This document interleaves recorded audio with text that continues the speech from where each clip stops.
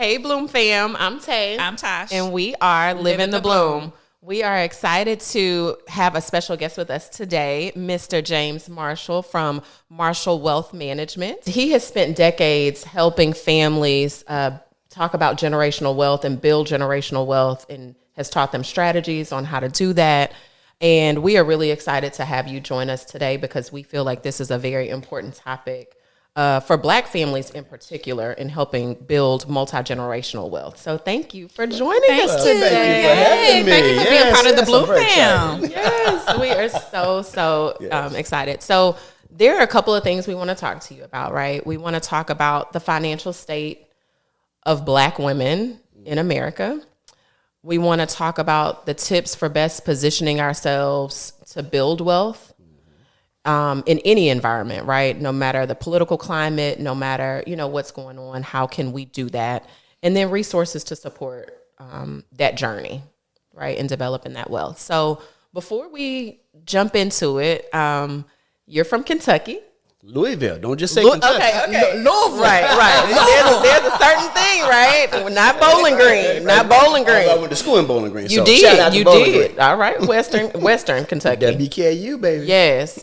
But tell us a little bit about your background and why you became passionate about helping people build financial wealth. And I want to hear about your journey to Wall Street. Oh, excellent. Well, thank you. First of all, thank you so much. Love the setup.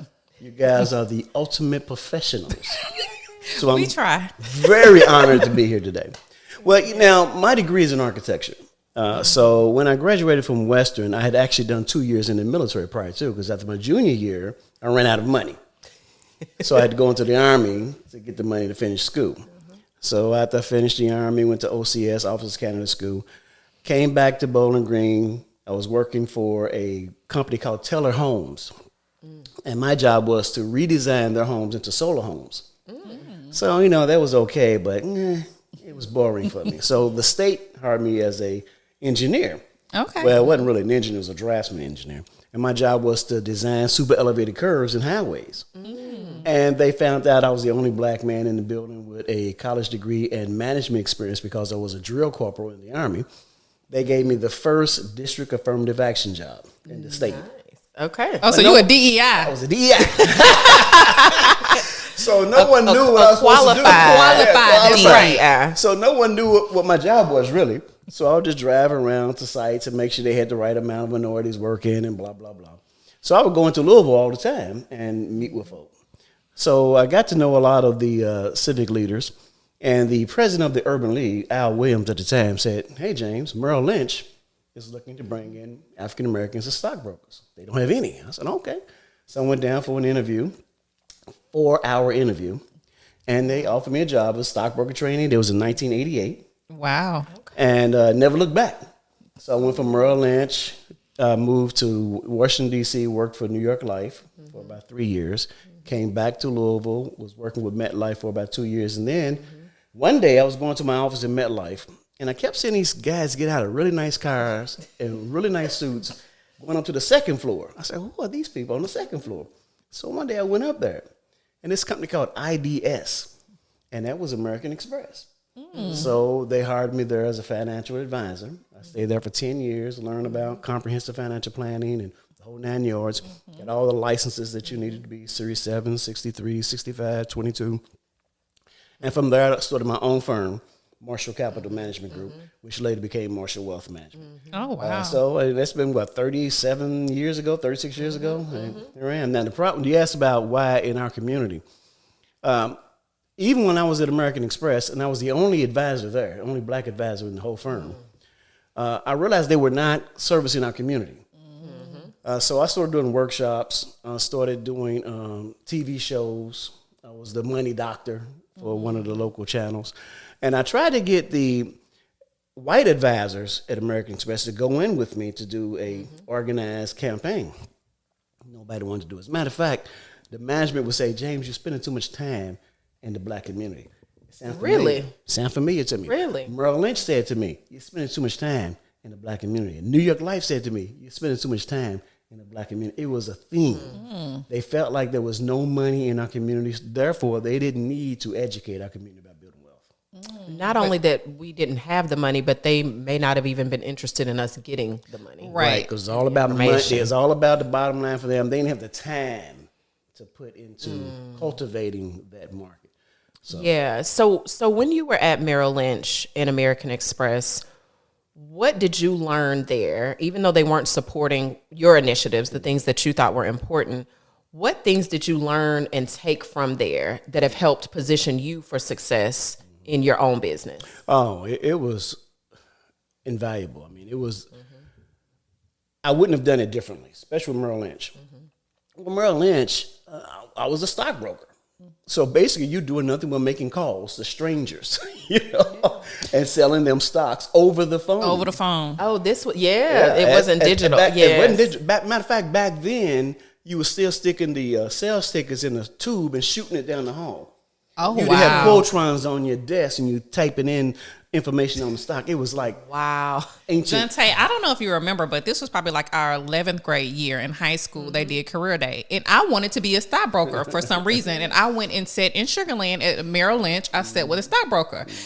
I spent the whole day I said, this is the most boring thing in my life. I don't remember you doing that. Girl, but what is crazy is I wish I would have picked up something then, because now like we trade and it's so exciting. Yes. If I would have picked up some tips, like just some fundamentals. Yeah. But just all he did was he was calling. I said, That's why all are you you do. calling people? What do you need to call people for? Smiling down. That's how you do. And Smiling I down. left like, okay, this was not for me. Let me ex-stockbroker. I took that on off the list.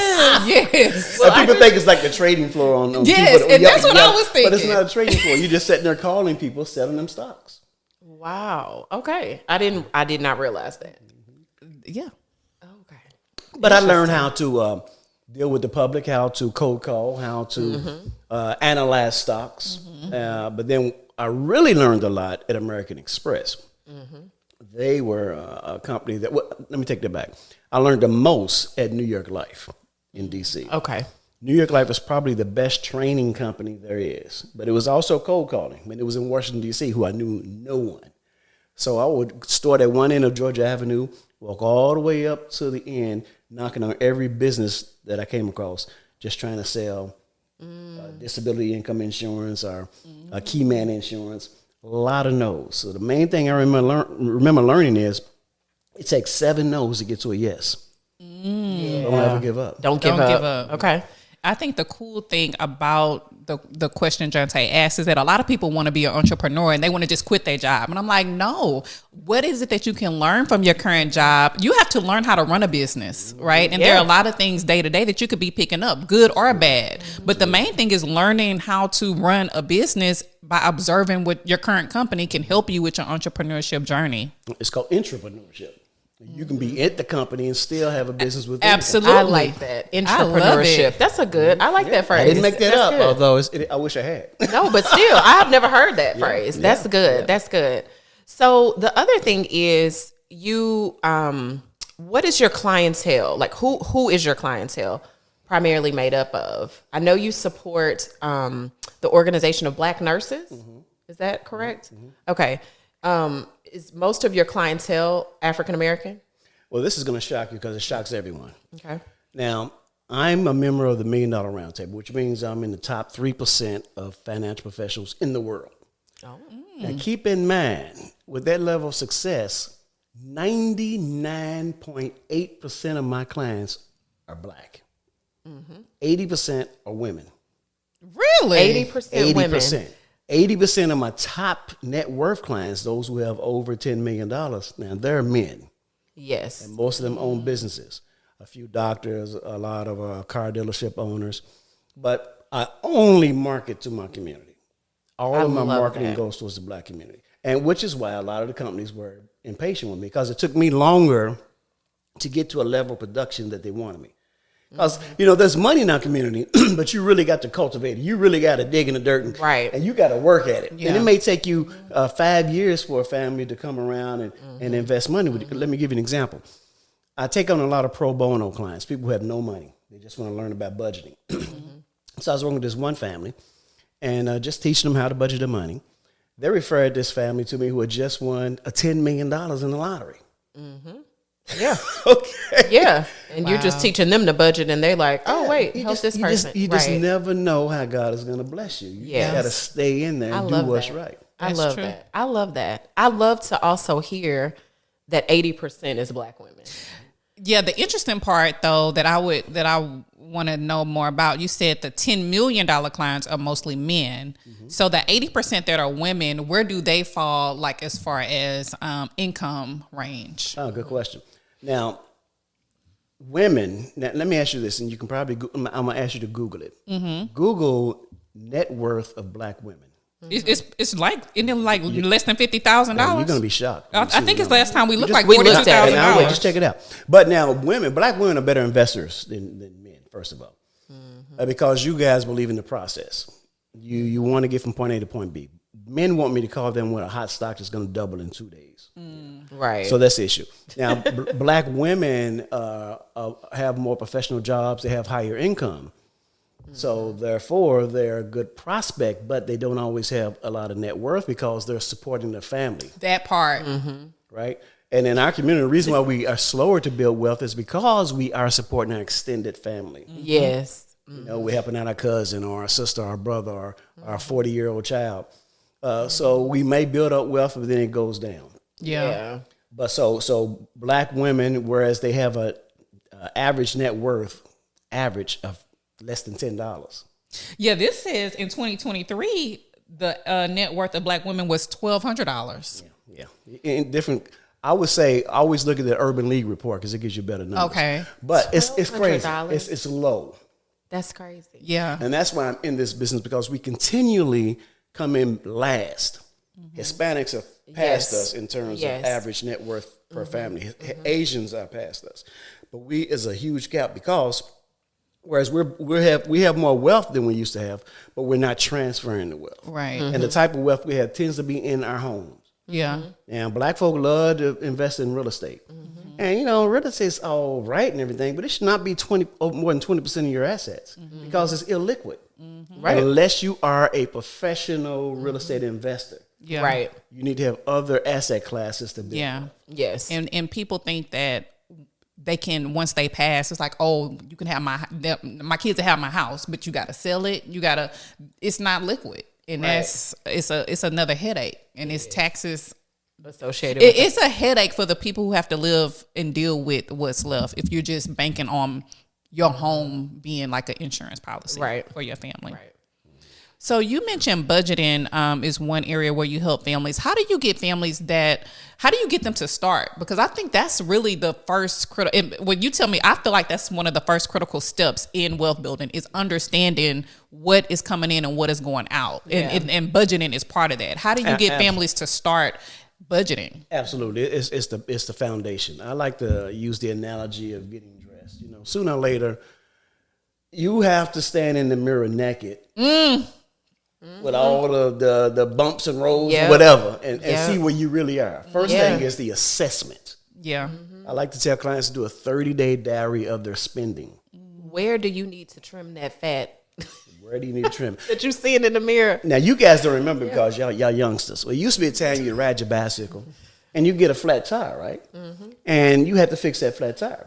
So you first get you a bucket of water and you take out the inner tube, fill it with air, then you put the inner tube down in the bucket and find out where the bubbles are coming from. That lets you know where the hole is in the inner tube. Same thing with budgeting. Yeah. By doing that assessment, you find out where is the hole in your money. Yeah.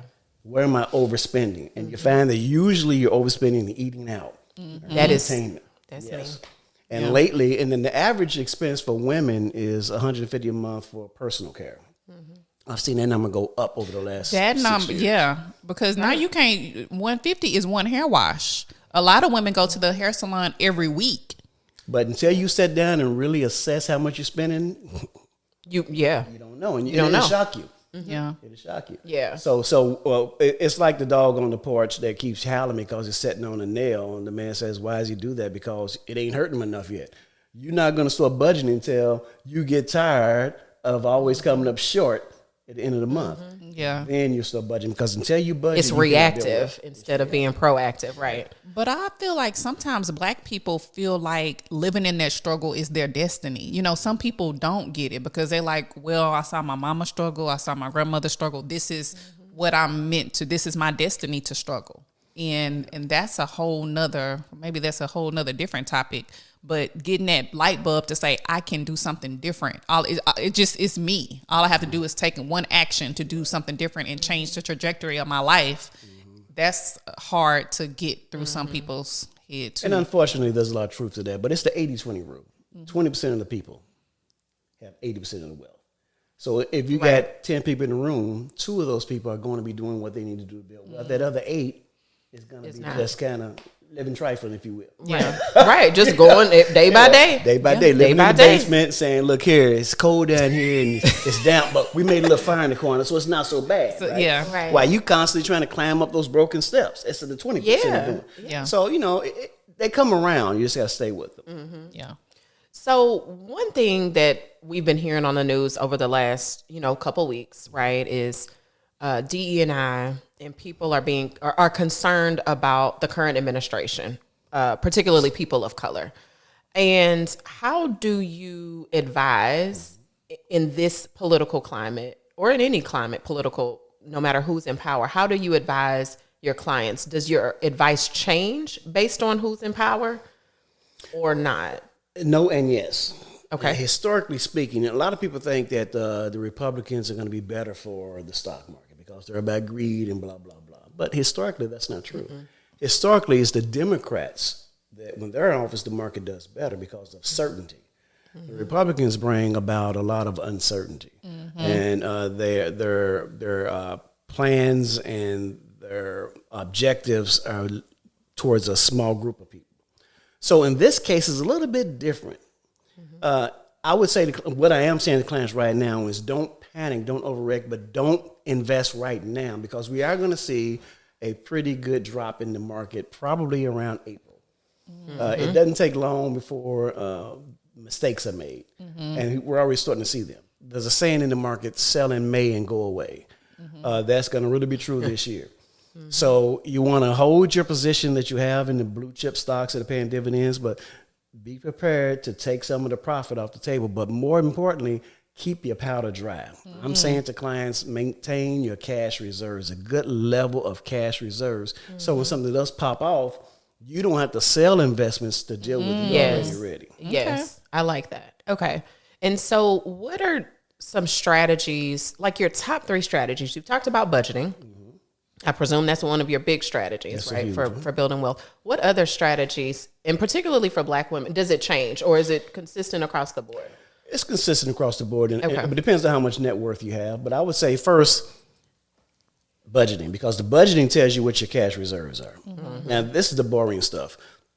There are 4 cornerstones of building wealth: budgeting, cash reserves, protection, accumulation, and fixed income. So budgeting cash reserves is 6 to 12 months living expenses, right? Right. So you can't really come up with that number until you do your budget, because it's not 6 to 12 months income, it's 6 to 12 months living expenses. So you need to know what it costs you to live each month. So budgeting comes first, then you determine what your number is for cash reserves. And then with that, I say you have to have your oh my God number. So if your number is $50,000 in cash reserves, you never go below $25,000. Like you never let your gas tank go more than half empty. Okay. Same with cash reserves. So now once you have your cash reserves in place and you have your cash flow going, now you want to start focusing on protection. Not exciting, but critical, especially in our community. You know, insurance is the most effective and important wealth transfer instrument that there ever has been. And it's also a very effective tax-deferred investment if you're using index universal life insurance. So having the right amount of life insurance in place is critical. And not just life insurance, but disability income insurance. So if you get hurt and can't work, now your greatest asset is your ability to earn a living. Right. Yeah. So you need to be able to replace that income. So that would be second. Then after you have your insurance in place, now you want to start investing. You should not invest until you have your cash reserves. Okay. Okay. That's good. Okay. I like it. So as far as the insurance, you said index because I hear these different terms like cash life policy, term, whole life. And you mentioned index. So can you explain just a little bit like what type of insurance that is? Absolutely. And, we're in the weeds a little bit, but that's good. There's really a handful of insurance type pipes. You got index and you got term life insurance. It's just like car insurance. You don't have a wreck, you don't get your money back. If you don't die, you don't get your money back with term. It's cheap. You're renting the insurance for a term of time. Okay. 1 year term, 10-year term, 20-year term, 30-year term. So if you're young, just starting out, and you don't have much discretionary income, then you might go with term insurance. Okay. Then you have whole life insurance. This is the insurance that your mom and them used to buy years ago. It earns about 3%. It's fixed. It's slow moving. It's effective, but not that effective. It's not going to be good for large amounts of coverage. Okay. Then the industry came up with universal life insurance as a direct response to ALWIMS or Prime America, which used to be called ALWIMS, where they said buy term and invest the difference. So universal life is insurance that's tied into interest rates. Okay. So if the interest rate's paying 6%, you're okay. But if the interest rates go down, you're going to have to drop more money into the policy or it's going to expire on you. Oh, okay. So that's not that great. Then came the cream of the crop, index universal life. Now, I left out variable universal life because it costs too much. But index universal life is the best insurance you can get. That's insurance where your money is going to one of the indexes. You're tracking an index, the S&P 500, the NASDAQ 100, a blend of the indexes. So you're tracking them. So you could get up to a 14% return with no downside risk. The worst you can get is a 0% return. Okay. So if the index is less than it was a year ago, you'll earn no money. Okay. But you don't lose anything either. Okay. Does that make sense? Yeah, that makes sense. So that's the best way to go. And when you hear people talking about family banks and executive bonus plans, all those are funded with IUL or Index Universal Life. But the thing about it, when you look at TikTok and these social media pages, they find really creative ways to call it so they won't call it insurance. Okay. They try to package it in ways to fool you to think you're getting something exotic. Okay. Because no one wants to buy insurance. Everybody wants life insurance. But they don't want to buy it. Right? Yeah. Can you pull money out of the index? Yes, life you insurance? can. Matter of fact, you pull it out tax-free if you do it the right way. Okay. Life insurance is taxed first in, first out. Annuities are taxed last in, first out. So when you put money into the IUL policy and you've built up, let's say, $200,000 in cash value on $1 million policy, you could, in fact, pull money out of that policy without paying taxes, because first you'll pull out your money, which has already been taxed. Then you'll switch to loans. You're borrowing the money from yourself, which is tax-free. Right. So it's a very effective way to finance your retirement, to finance your education.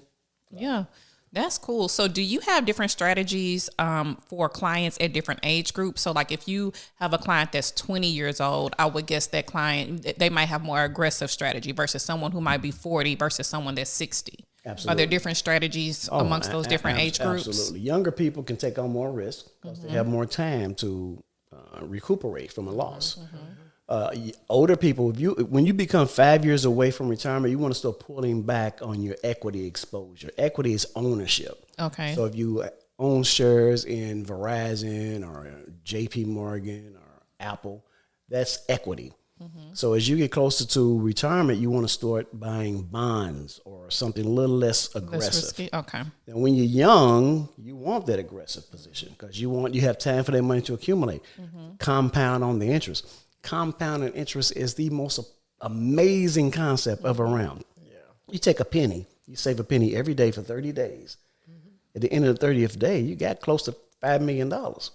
It's compounding because that's 100% return every day, which ain't going to happen. But anyway, you get the picture. Yeah. So when you're young and you start accumulating, you let that snowball roll downhill, collecting more snow. It's huge when you get to the end. So it's about starting as soon as you can. Same person starting 10 years later, putting in the same money, would not have as much money as a person who started 10 years ago, putting in the same money. Right. I think sometimes that can be discouraging because our age group right now, it's probably like 35 to like 55. And so if you have a woman that may be like around 45 and she has not started investing, I think some of it is that, well, I didn't start early enough. So it's like some hesitancy to even start. Like what advice would you give to that person to go ahead and get started. No matter where you are, there you are. You got to start where you are. It doesn't matter where you are, just start. Just start. Right. And make sure you're taking advantage of the tools that you have. If you're working for a company that has a 401k, and you're not putting money in their 401k, you're loud and wrong. Yeah. Yeah. We talked about that last week. We did. You're missing out on a match. That's free money. That's free money. So that's crazy. But if you're not done the budget, you can't put money into 401k because you're overspending your money. You ain't got no money left. Right. If you put 10% of your income into a 401k before you get it, you're going to feel broke unless you are controlling your dollars. Yeah. So definitely, if you're 45, go ahead and do your assessment first. Begin with the end in mind, right? Yeah. The other thing with the 401k is when you contribute to your 401k, that lessens the amount you pay in taxes too. Absolutely. Yeah. Absolutely. So it's like you have to have the right mindset. You might feel broke, but you could be paying this in taxes and giving it to the government. So it's like you might as well pay the piper now. Pay the piper now, which is pay yourself or give it away. Right. And you're not spending that money. You are deferring it to a later date. Exactly. So that you can live a good life later on. Yeah. Because remember, insurance, Social Security was never put in place to replace savings. It was just, it's supposed to supplement. It's supplements. Yes. And, but do you think it's really some Social Security funds right now? Well, we don't think so. It Not is. for Look, us. People think there's this account that has money in it, and it's not. That's not the way Social Security works. Money is coming in, and it goes into the general accounting system of the government, which it's supposed to not be spent for regular expenses, but the government borrows from that to deal with their regular expenses all the time. This started a few years ago, and they never was able to undo it. But the problem that we're running into is when they first started Social Security, it was like, 40 or 50 people working, maybe 80 people working for every one person retired. Now we're close to like 5 people working for every one person retired. Yeah. So as that number gets lower, it gets more difficult to fully fund Social Security. Now, I'm going to be okay at 63. Yeah, you're going to be okay. We are not going to be people okay. People in the 40s, it might be a little tough. What will probably happen is they'll probably extend out when you can start taking it. In my lifetime, it's been 65, 67. It's going to be 70 probably in a couple of years. 75. By the time you get there. Yeah. And then you won't see those raises that you've been seeing in Social Security. So there's going to be some changes to it. But I don't know. It's hard to say what would happen. But it is a third rail. So politically, a lot of politicians don't want to touch it because people depend on Social Security. Right. Yeah. Right. They do. There are a lot of people. So you were talking about the age being pushed back for Social Security. I'm also seeing that a lot of people are retiring later. But then you have a new generation of youth that are coming up that are like, I want to just own my own business. I don't want to work for a corporation to be able to put money into a 401k. So you've got this generation that is working a little bit longer, and then you have another generation that's not wanting to work in the same way. What impact do you think that has on both, right? Well, it could be good. Now, the problem is unrealistic expectations that some young people have about these things. Even older people, some older people who own their own business are not setting aside money into their own retirement account. The thing about the 401k, it's mindless. You just say, okay, take 10% and it's done for you. Right. As a matter of fact, now you only have to make the decision. It's mandatory. They'll automatically take out so much for you. But when you own your own business, you have to set up a SEP plan or set up a simple IRA or set up an IRA and put the money in. And just like you have to send up your quarterly taxes. Now, most black folk who get into issues with the IRS is because they are not sending up their estimated quarterly taxes. But that's a whole different discussion. Yeah. A whole different One podcast. I know very well. It ain't happen. So young people have this thought that they're going to start a business and become multi-billionaires really quick. Well, it may happen, but it probably would not. Most businesses fail in the first 5 years. Yeah.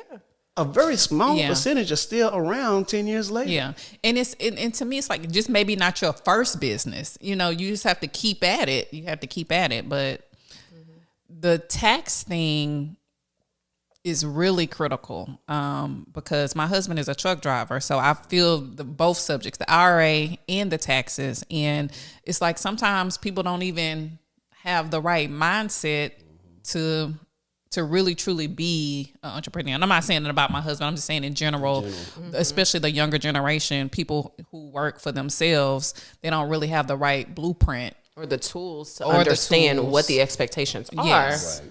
In terms of running your business. And not realistically think about how hard it is, because it's difficult. It's very very difficult. The buck stops with you. And the work don't stop. You working constantly and if for you got yourself. employees, you're responsible for that employee's family, because now they're expecting that income to pay for their child's groceries. You know? Right. So it's important that a person have structure. And if you have a family, and we talk about this in the Hive system, it really works well when you have a family trust that you have set up, or where some people have a business entrepreneur they're setting up, and some people have a job where they have a pension. So if these things work together, it could be effective in building wealth for the whole family. Yeah, let's talk So I'm about glad that. you talked about that. So you're an author, and you've written multiple books about finances. You wrote Mini Moguls years ago. It's a financial comic book for kids. Yep. What else? Tell us. A book called Wealth, Building and Protecting Black Family Prosperity. That one really spoke on the frequently asked questions about wealth building. So that's an interesting one. Then you had the 100 Wealth Building Secrets, which my podcast is named after. And that's just really a series of quotes, concepts for you to think about in regards to building wealth. And then there was A Fool and His Money, The Financial Education of Anthony Fool. I love that book. It was supposed to be funny. I never really pushed that book out as much for some reason. I don't know. But I felt like it was a very funny book, and he really told a story, because this dude, Anthony, kept doing all the wrong things. Yeah. And then this new one here, which is The Hive, which is the multi-generational wealth building strategy. This one's just out. As a matter of fact, And it comes with the workbook? Comes with a workbook. Okay. The workbook just came yesterday, and the books are available on Amazon and anywhere you buy. Yeah. And this talks about a strategy that we've been dealing with for a number of years. That speaks to this whole problem of us starting over again every generation. If you ever ran track, think about that mile relay, right? So everyone runs around track one time. Can you imagine I hand you the baton, you got to turn around and run backwards a lap and then get in the race? Right. Yeah. That's what we do every generation. Yes. So I feel like there are other cultures that do that better, right? Down the street from my mom, there was a family, an Asian family. And it was the parents, it was the children, it was their wives, it was the children, the grandchildren. And then eventually, they started moving out. But for years, they were there together. Yeah.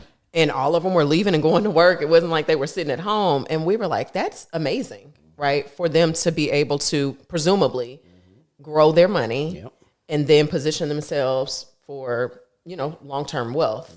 Do you feel like Black families don't do that well?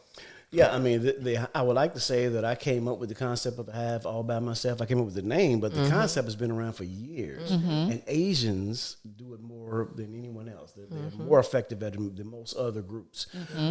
Jewish families, Hispanic families are starting to get at it more and more. It's not just those people living together in one house. Right. It's the idea of cooperative wealth. Right? Yes. You're pooling your resources into one account and benefiting the other. It's not a coincidence that a lot of Asian families come to America and they start a business right away. Some of them win a lottery in their country to get money to come here and set up a business, and then their job is to send money back to bring other family members. Yes. And you ever wonder why you never see a Chinese restaurant go out of business? Cooperative economics. You drive around, you may see one of these warehouses where they're bringing in all of the food that they need in one co-op, and they're getting the resources that they need to run the restaurant from their co-op at a controlled price. It's amazing. It's amazing. It's a network that's been working for years for them. Yeah. Now, we were talking about this earlier.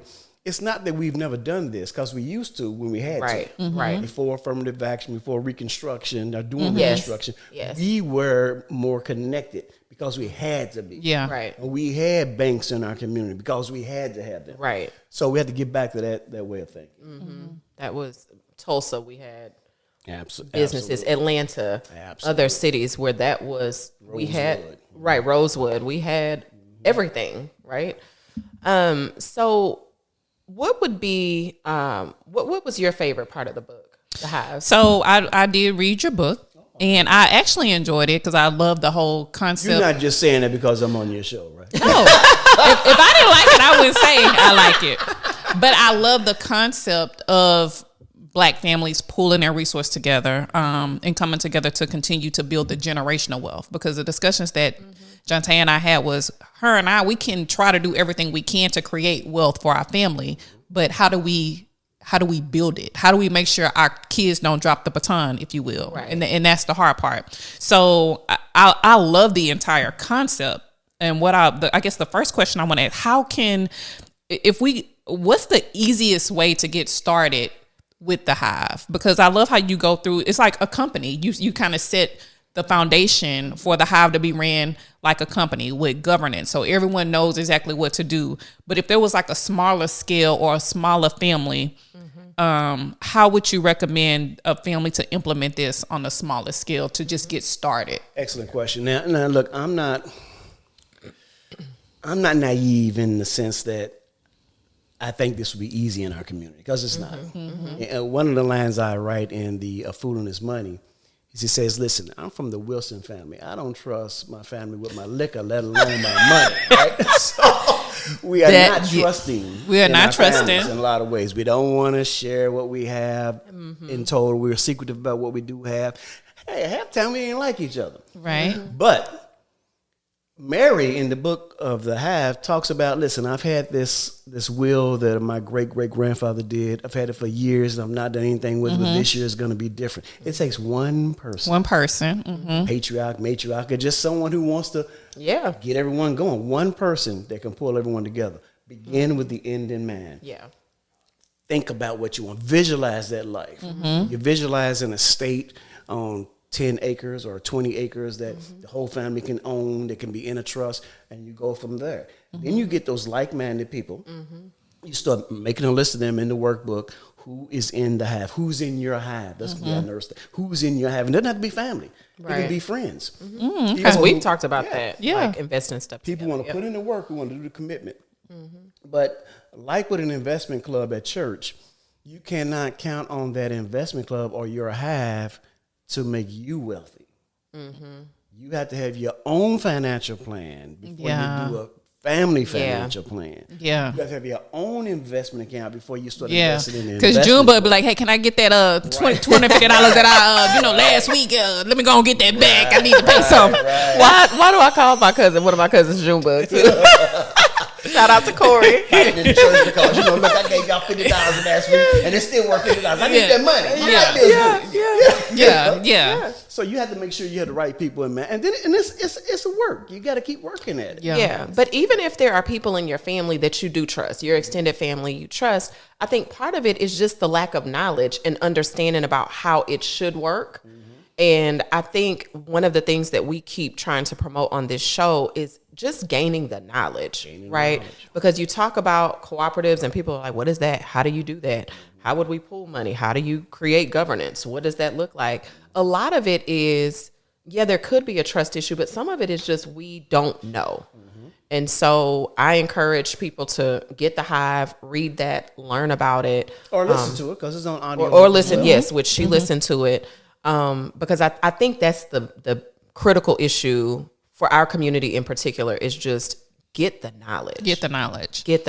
Yeah. That's a good point, Jante, because the families that we are working with on this, we do workshops for the family.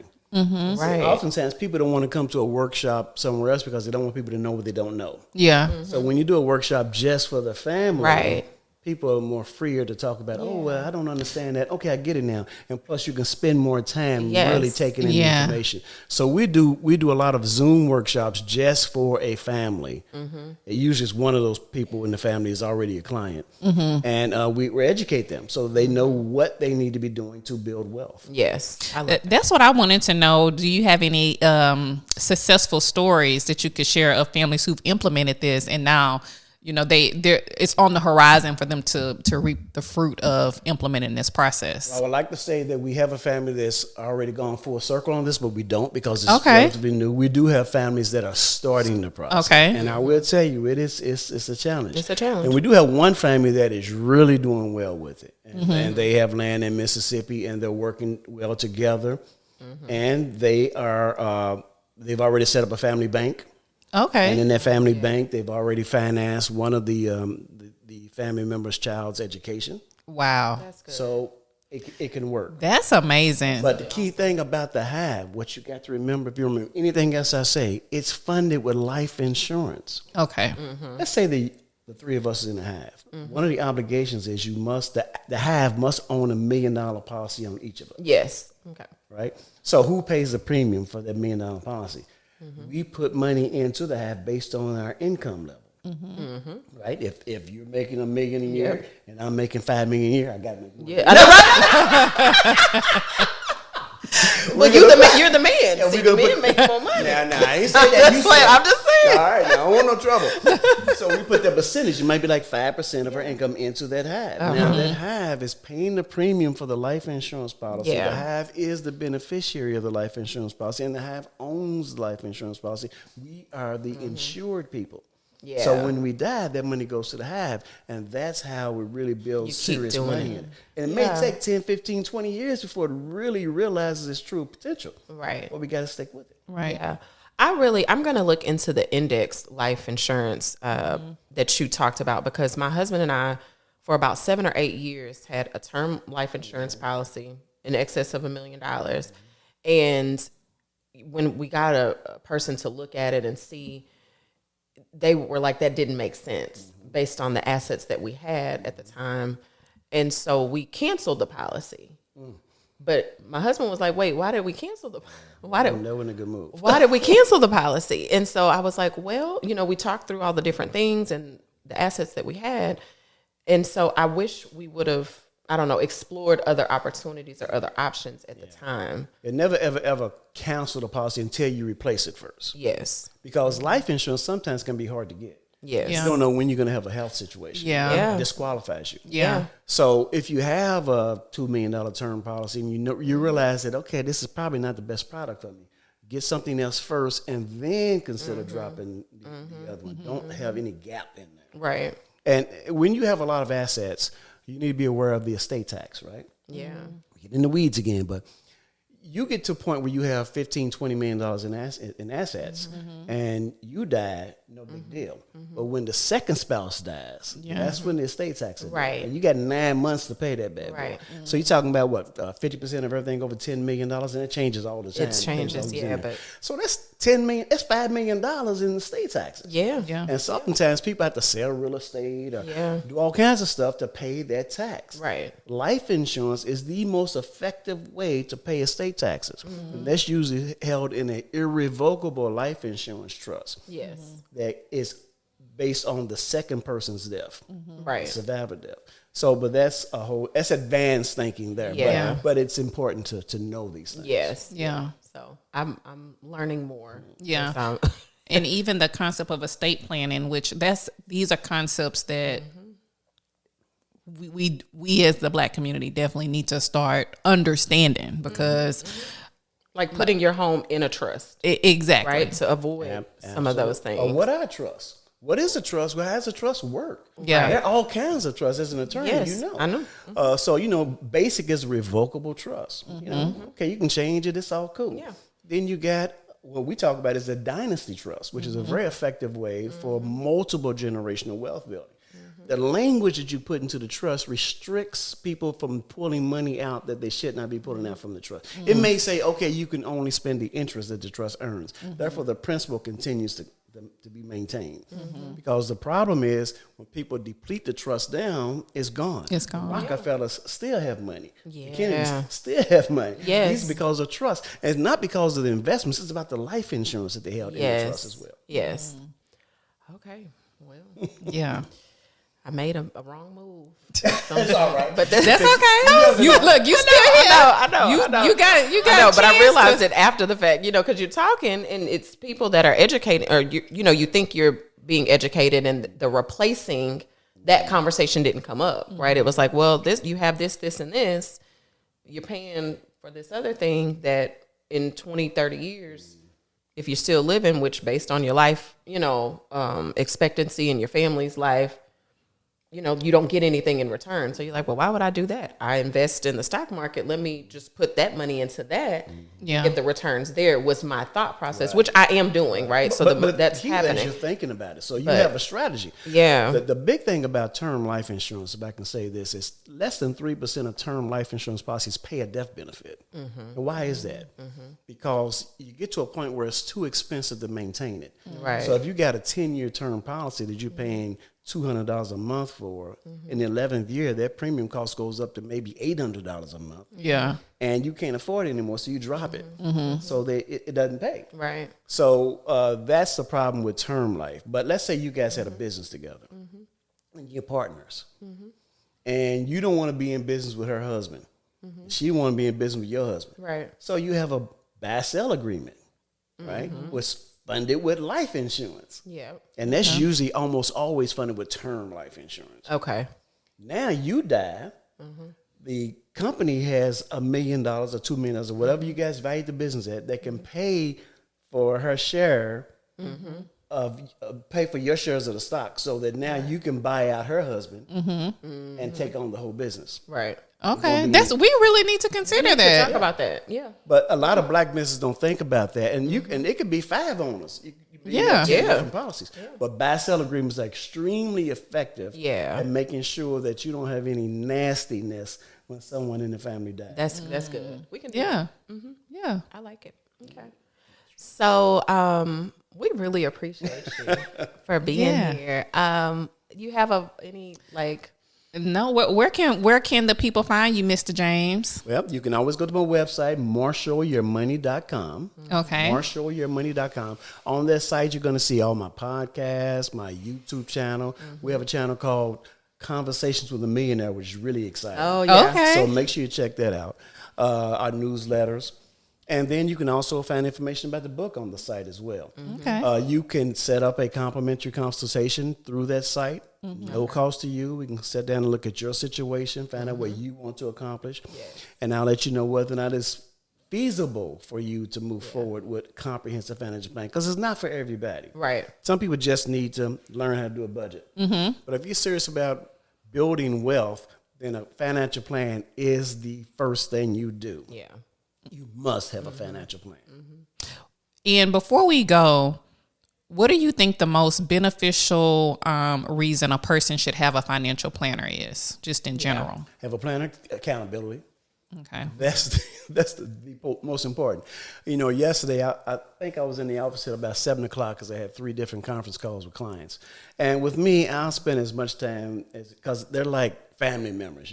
I keep my client count down to about 250 to 300 clients because I spend so much time with them. But my job is to remind them what their goals are and say, last year you had $80,000 in cash reserves, and now you got 20. Well, what's going on? Right. Well, we did this, we did that. Well, that was not the plan. Part of the plan. So we need to make some adjustments. Well, it wasn't me, it was him. And you'll be surprised, couples do not get together and talk about the finances until they're in front of the financial advisor.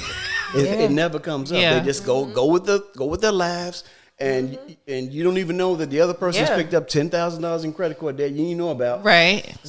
So that planning keeps everybody accountable. Yeah. Keeps everybody honest.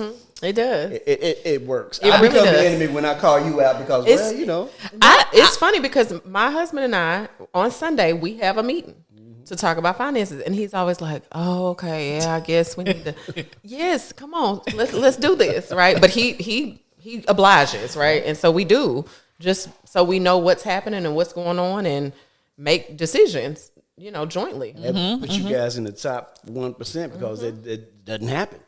But, the family that works as a partnership, like that works in tandem towards those goals, those are the ones that build wealth. More times than not, they're going in 2 different directions. I got my money, you got your money, we're not even talking about it. And then the person dies and you're like, oh, this is what we have. This is what we got. Right.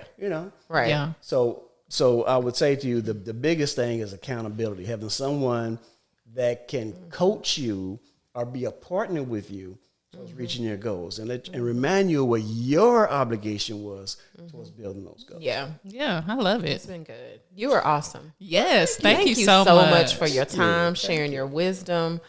Go out and get the book, The Hive. Yep. MarshallYourmoney.com. And it's on Amazon too, right? They can go to Amazon. Apple Books, everywhere you buy books, you can get the Hive book. Now, the workbook is not available yet on Amazon because I don't think I'm going to sell it on Amazon.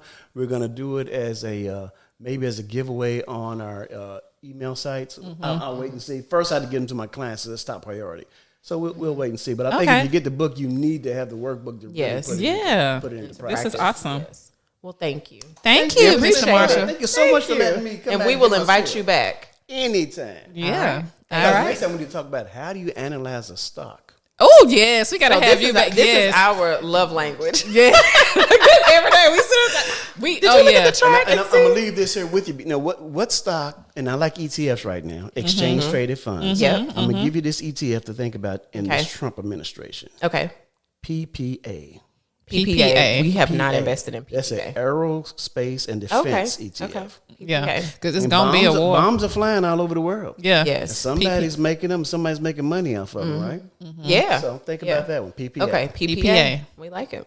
All right. Thank you. Thank you.